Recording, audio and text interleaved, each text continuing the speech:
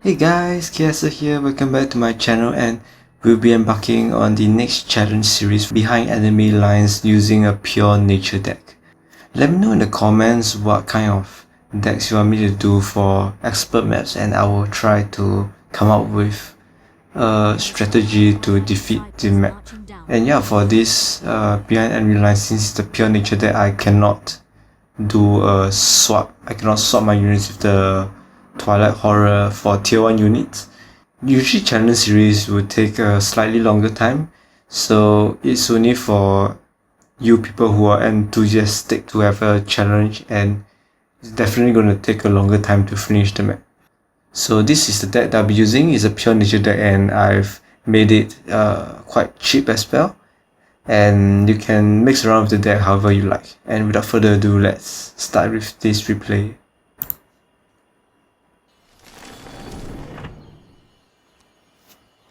On the way, they're being infected at Twilight bases. When they reach So in the beginning, it'll be a bit slow, and you want to take down the base here at the bottom, the Twilight Pikeman and the tower.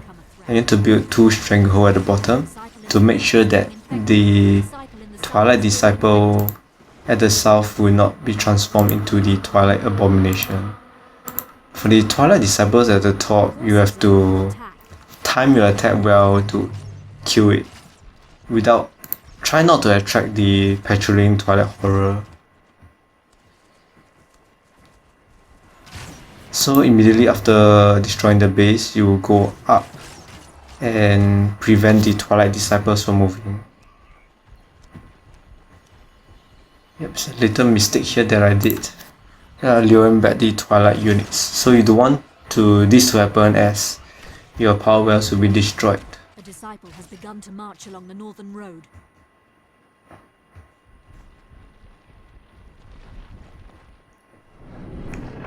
2 Stranglehold is enough to kill off the Twilight Disciples. And if you want to be sure, you can have 1 Windweaver standing by here to kill off the Twilight Disciples. So you need to get the well here.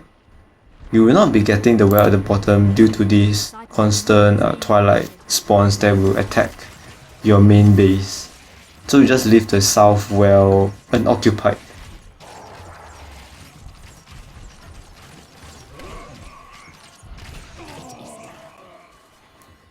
So after securing the well on the top and making sure that the Twilight Disciple at the bottom is not going through, you can start building your army and attack the northern base first, once you have a sufficient amount of units. I would say 6 to 7 Windweavers would suffice, and attack the north base. Yep, can send your Windweavers to kill the Twilight Disciple. They might still be alive because of the shaman that might heal the disciples as they walk. Actually, this Stranglehold is a distraction, and it's not a good... Yeah, you shouldn't build it, as you attract more Twilight units. So that was a mistake.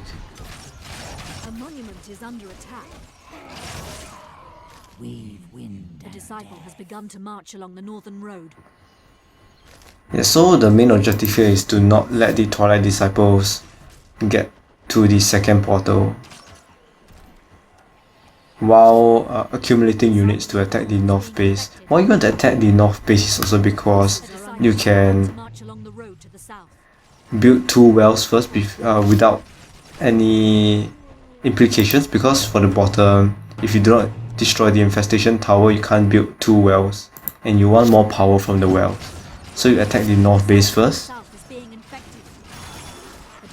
and you want to take it slowly so that you can gather power over time. So after destroying the base, you want to destroy the towers here and build up the walls to defend your second monument area. Also build a Stranglehold to make sure that the enemy units from spawning from the base do not get attracted to your monuments later on, and they can attack oncoming Twilight units as well.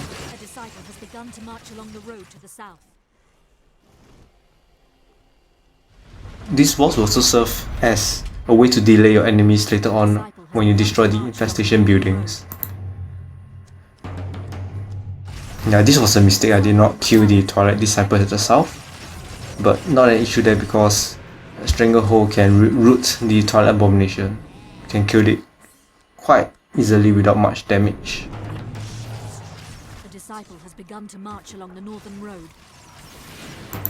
So after building 2 power wells, save up some power and build your monument. Windweavers. A disciple has begun to march along the road. It's a little more tricky for the south because of the many patrolling Twilight units, the Twilight Horror and the Twilight Devastator as well, which might prove a little bit difficult. But for pure nature deck is slightly easier, as obtaining your tier 2 you can summon the Parasite Swarm and swap the Twilight Horrors around, as I'll be showing you soon. Just let me know in the comments if you need what you want, a Stone King deck or Lost Soul or any other pure decks.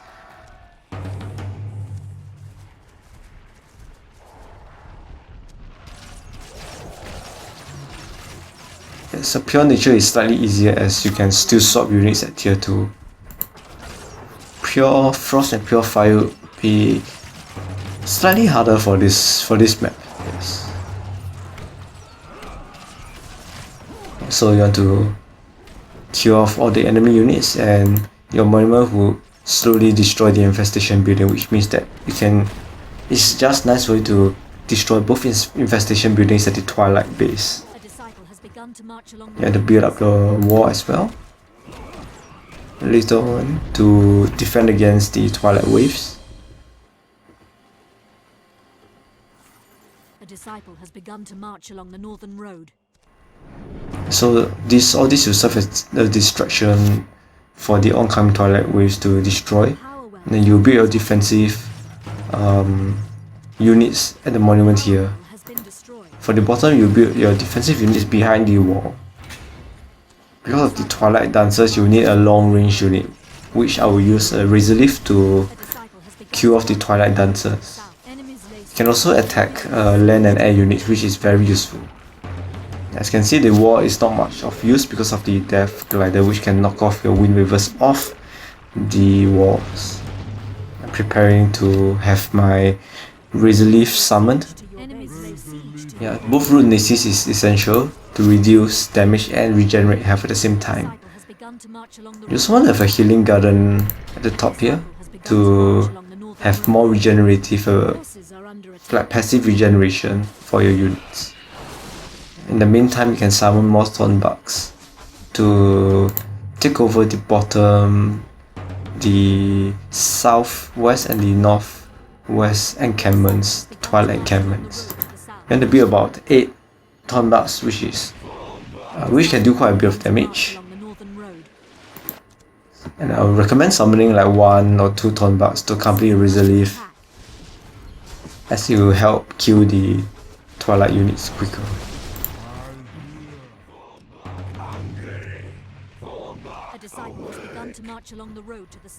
Honestly, I don't know why I have the Twilight Horror. I don't really have much use of them, but I just don't want to kill them off, so just the late shadow behind my Thornbarks. Alright, so you want to do a Root Nexus combo plus Healing Gardens, because the Twilight Dragon can do quite a lot of damage to a unit. So you want to have a reduced damage and constant regeneration of your Thornbarks.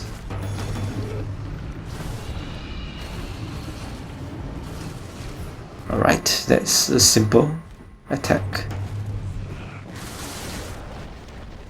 And you capture the bottom base. Do not worry about your units, as Razorleaf and Thornbark can hold off any Twilight attacks at the moment. Now is to go to the north base and destroy the Twilight units to get your 4th orb.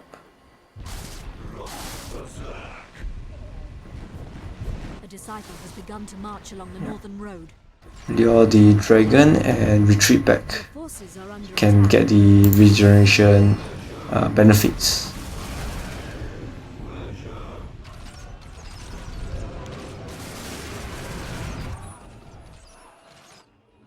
Alright, taking a look at my defenses, and there is no problem at all.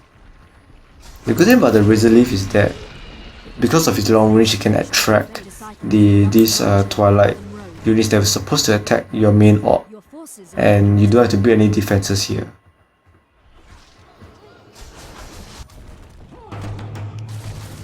So once you kind of destroy the base at the top, you won the game. As after getting a 4th orb, just summon all the giant Wyrms and take down the northeast base. It's very easy to clear up when you have your 4th orb. Alright, can summon all your dragons.